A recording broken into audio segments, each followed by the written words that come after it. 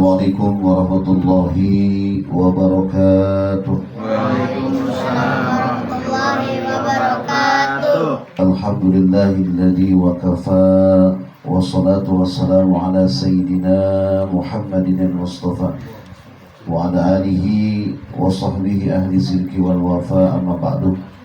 Faqala Allah ta'ala fi kitabihil karim wa huwa asdaqul qailin. A'udzu billahi minasyaitonir rajim. Bismillahirrahmanirrahim. Ya ayyuhalladzina amanu kutiba 'alaikumus syiyam kama kutiba 'alal ladzina min qablikum la'allakum tattaqun.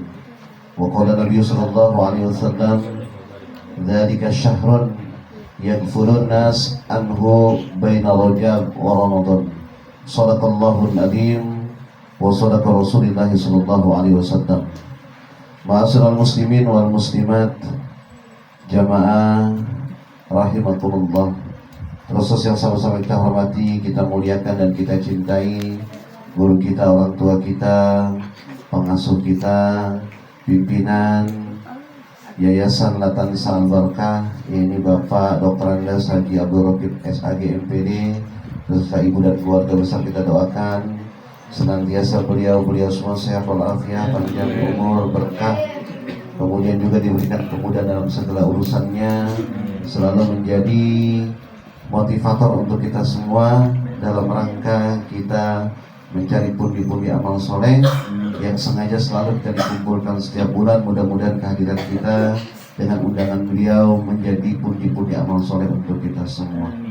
Yang saya hormati para guru, para orang tua, diantaranya Bapak Ustadz Ayatullah, kemudian juga Bapak Ustadz Sahri, Bapak Ustadz M. Ali Salim atau Bapak Amil, kemudian perwakilan donatur Bapak Bayu, Bapak Toto, dan juga Bapak Among, dan juga sekaligus para pengantar yatama, anak-anakku sekalian, para yatama yang mudah-mudahan hadirnya kalian ke tempat ini selalu bertambah iman dan takwa kalian, selalu bertambah cinta kalian kepada orang tua yang sudah meninggal dunia, terlebih lagi kepada orang tua yang masih hidup. Mudah-mudahan dengan hadirnya kalian ke tempat ini atau Yayasan Al-Barkah, kalian makin cinta kepada orang tua dan guru-guru kalian. Amin ya rabbal alamin. Puji dan syukur kita panjatkan kehadirat Allah Subhanahu wa taala bahwasannya di malam hari ini kita bisa berkumpul dengan undangan pimpinan majelis kita, yang mudah-mudahan hadirnya kita, langkah kita dari rumah, dari masjid ataupun dari mushola, senantiasa langkah demi langkah kita menjadi amal-amal soleh dan juga menjadi ampunan ataupun penghapus dosa-dosa kita semua. Salawat teriring salam semoga selalu tercurah kepada junjungan alam Nabi kita Nabi Muhammad sallallahu alaihi wasallam, tak lupa pada para keluarga, sahabat, para pengikutnya, dan mudah-mudahan termasuk kita yang insya Allah masih setia dan istiqomah dalam menjalankan ajaran dan sunnah-sunnahnya. Jamaah rahimakumullah, anak-anakku yang berbahagia, di dalam hadis riwayat Imam An-Nasai yang tadi saya sampaikan, qala Nabi sallallahu alaihi wasallam, dzalika syahrun yaghfulun nasu anhu baina Rajab wa Ramadan. Bulan Sya'ban itu adalah bulan di mana banyak manusia mulai lalai. Kata Nabi nih, bulan Sya'ban adalah bulan di mana banyak manusia mulai lalai. Kenapa lalai? Karena dia terletak di antara bulan Rajab dan bulan Ramadan. Kenapa begitu? Karena di bulan Rajab, awal-awal Rajab, orang antusias buat menyambut bulan Rajab karena dekat ke Ramadan. Puasa, pada zikir, mohon ampun kepada Allah. Pas sudah bulan Sya'ban, kadang-kadang kita lupa karena udah terlanjur dekat Ramadan. Yang dipikirin adalah beli toplesnya berapa losin. Buat anak-anak mikirin Shopee, dipikirin tiap hari baju kokonya yang model apa ya, pecinya yang bagaimana ya. Akhirnya apa? Lalai kita, padahal beberapa langkah lagi, beberapa minggu lagi kita akan masuk Ramadan. Tapi fokus kita hilang. Kata Nabi, banyak manusia lalai ketika bulan Sya'ban. Kenapa? Karena fokusnya sudah hilang, terfokus di bulan Rajab, gembira datangnya Ramadan, pas bulan Sya'bannya kendor. Akhirnya apa? Akhirnya tamu yang harusnya kita sambut ibarat melebihi pimpinan negara kita yang harus kita sambutnya, ini kadang-kadang terlupakan. Ya, anak-anakku sekalian, kira-kira nyambut Ramadan nggak? Anak-anak siap nggak nyambut Ramadan? Ulama mengatakan ada 3 macam model manusia. Kata para ulama, di dalam menyambut bulan Ramadan ada manusia yang 3 model macamnya. Model yang pertama yaitu model yang ketika Ramadan terdengar di telinga dia nangis, sedih, terseduh-seduh. Anak-anakku sekalian, kira-kira nih kemarin dengar Ramadan sebentar lagi, di grup-grup WA sudah ada berita bahwa Ramadan beberapa minggu lagi. Sedih nggak kalian? Sedih. Berarti kalian termasuk golongan yang pertama. Kalian sedih, besok nggak makan minum lagi di pagi hari. Kalian sedih, besok nggak jajan di kantin sekolah di pagi hari. Kalian sedih, nggak makan roti tawar lagi dari mama. Kalian sedih, dapat uang jajannya cuma separoh. Kalian sedih, nanti di jalan ataupun di sekolahan, menuju sekolahan nggak bisa beli es mambo lagi atau es kebo lagi. Tahu es kebo? Sekarang mah es teh jumbo ya. Kalau dulu saya zaman sekolah adanya es kebo, nggak ada es teh jumbo. Kalau sekarang es teh jumbo, es teh, ya pokoknya macam-macam dah. Itu beda gelasnya doang, padahal mah isinya mah sama, es batunya banyak. Makanya saya pesan duluan, bang, es batunya banyak-banyak bang. Jumbo karena kebanyakan es batu, dulu namanya es kebo. Jadi kalau kalian senang atau sedih, kalian sedih yang pertama karena datangnya Ramadan, berarti kalian rugi. Kenapa? Sedih nggak bisa makan, sedih nggak bisa minum, sedih nggak bisa makan nasi goreng, sedih nggak bisa macam-macam dah. Makanya kalian yang pertama kata ulama, kalau Ramadan terdengar di telinga kita, jangan sedih. Jangan sedih, ya. Jangan sedih. Kenapa? Karena Ramadan adalah bulan yang agung. Bayangkan di Ramadan ada ampunan dosa sampai 83 tahun lebih. Ada rahmat Allah di dalamnya. Ada segitu banyak pahala yang tidak kita dapatkan di bulan-bulan lain kecuali Ramadan. Itu yang pertama. Yang kedua, kata ulama, ada model manusia yang kalau datang Ramadan kedengeran di telinganya, dia biasa-biasa aja. Biasa-biasa aja dia. Ah, santai-santai baik saya mau. Sahur ya ikut sahur, kata Ustaz tadi itu. Ntar kalau misalkan lapar ya ada warkop saya buka.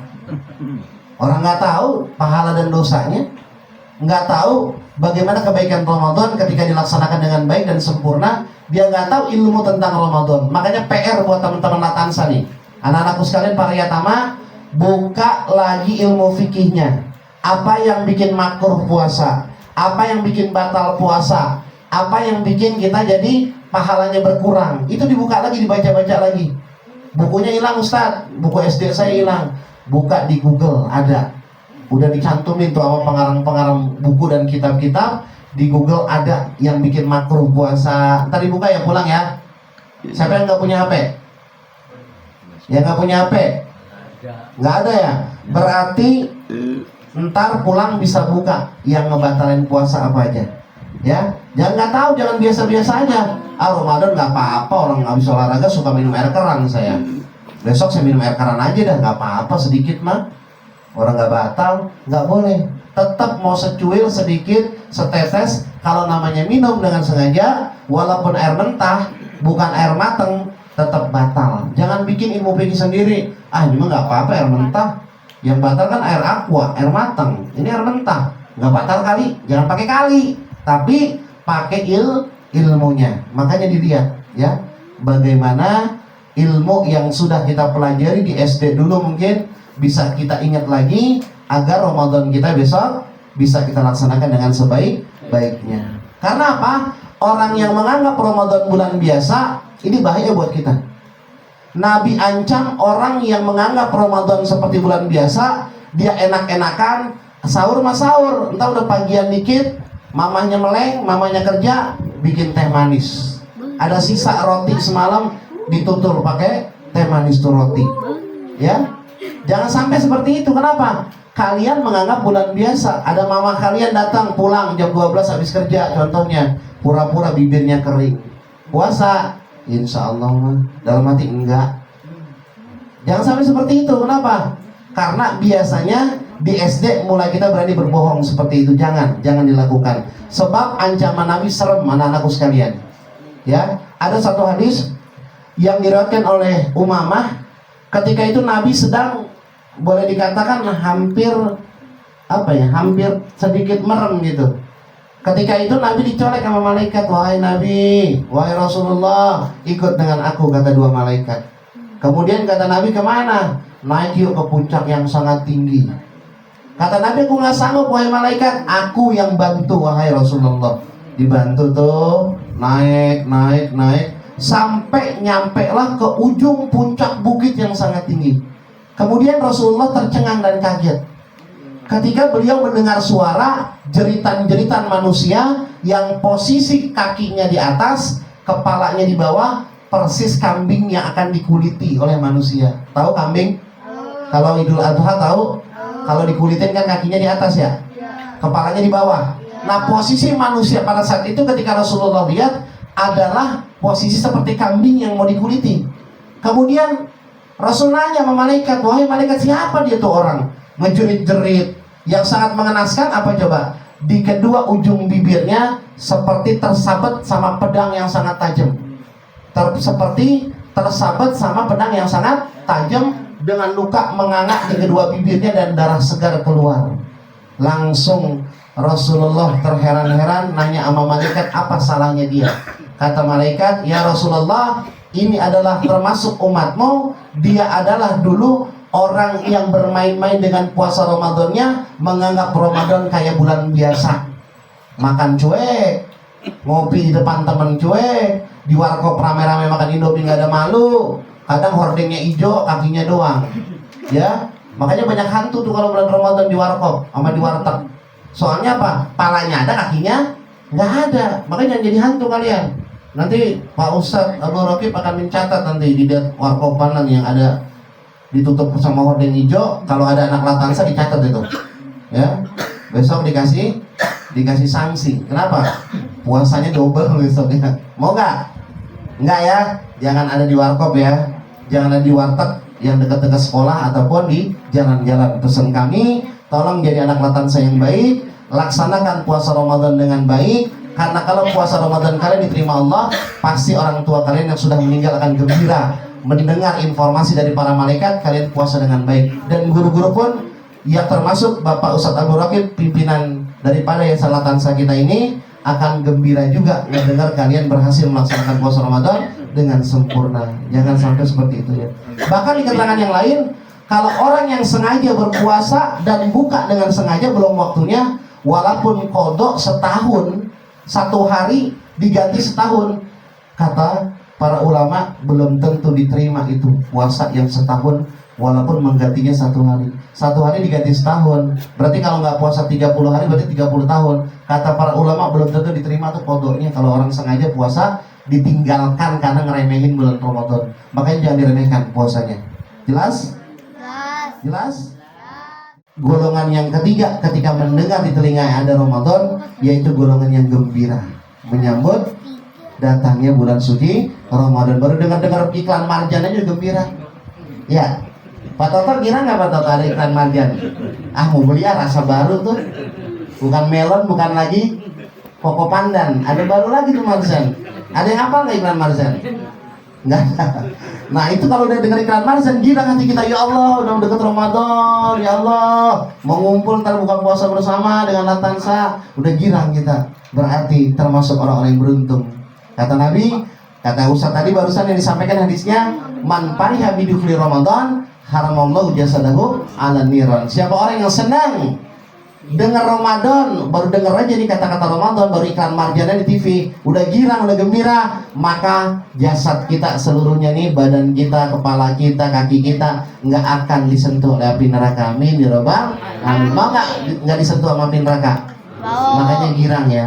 Cuman bukan iklan marjan, kata Ustaz iklan marjan harus girang nih. Bukan, maksudnya kedengeran dalam telinga kita akan Ramadan sebentar lagi, kita gembira, senang. Jelas? Paham? Peci gosok-gosok sikat besok terawih ngerapin kalau girang dengan Ramadan. Ya, periksa pecinya bulukan nggak? Bulukan nggak?